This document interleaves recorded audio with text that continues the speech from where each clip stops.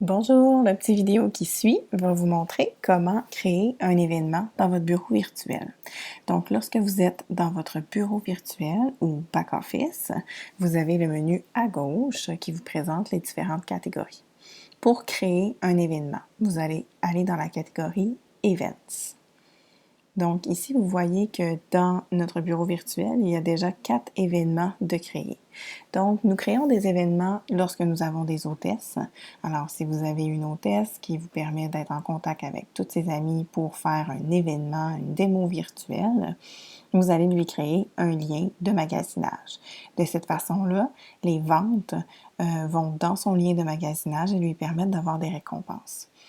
Aussi, vous allez créer un événement pour vous-même, donc pour que vos ventes à vous rentrent dans un événement et vous permettent à vous d'avoir des récompenses. Dans cette situation-là, vous avez la commission, mais aussi les récompenses d'hôtesse parce que vous êtes comme votre propre hôtesse. Donc, de quelle façon on va créer un événement? Vous allez venir ici à droite, Online Party,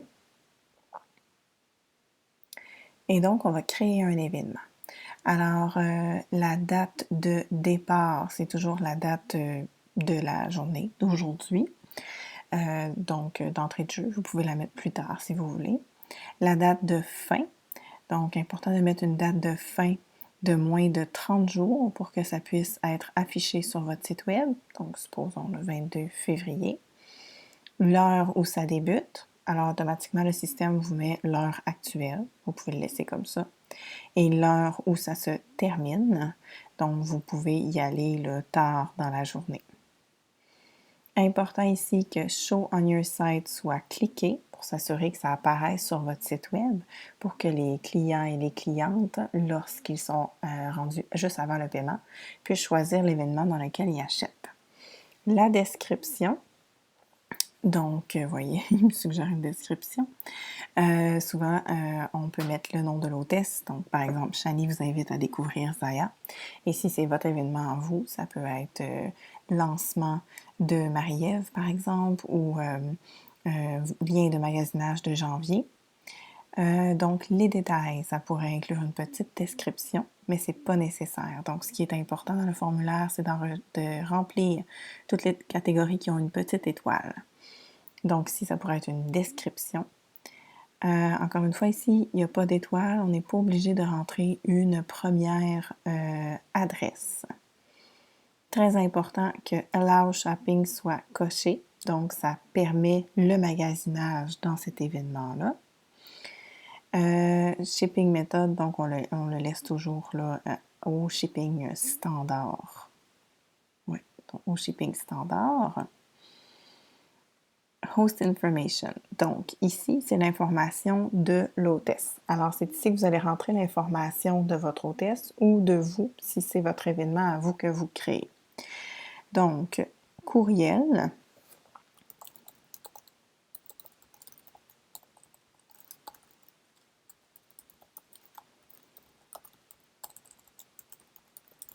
Courriel de l'hôtesse ou le vôtre. Vous allez créer un mot de passe. Donc, ce mot de passe-là, en fait, vous devez le créer pour créer l'événement, mais on l'utilise très rarement. Le mot de passe donne accès à la plateforme d'hôtesse. La plateforme d'hôtesse actuellement, tout ce qu'elle permet de faire, c'est que l'hôtesse peut se créer une liste de souhaits. Mais en fait, la représentante ne voit pas la liste de souhaits. Donc, au final, c'est pas nécessairement plus utile qu'elle se fasse un panier et qu'elle vous envoie une photo, par exemple. Donc, pour l'instant, on n'utilise pas la plateforme d'hôtesse. Prénom, nom de famille, une adresse quelconque. Et, vous voyez, je pense que je vais plutôt faire autofill.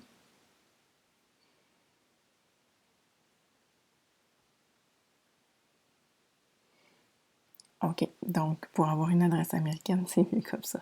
Donc, en utilisant Autofill, vous allez avoir en fait la liste de vos clientes que vous pouvez choisir et que ça va être comme préenregistré. Vous pourriez chercher ici avec le nom de la personne et donc vous trouveriez la personne et vous faites Select. Alors, courriel, mot de passe, prénom, nom, adresse, code postal et numéro de téléphone. Et on fait Update and Continue. Donc, si ça a bien fonctionné et que votre formulaire est bien rempli, vous allez donc être maintenant dans l'onglet Invitation. Pour avoir votre lien de magasinage, vous devez retourner dans l'onglet Détails.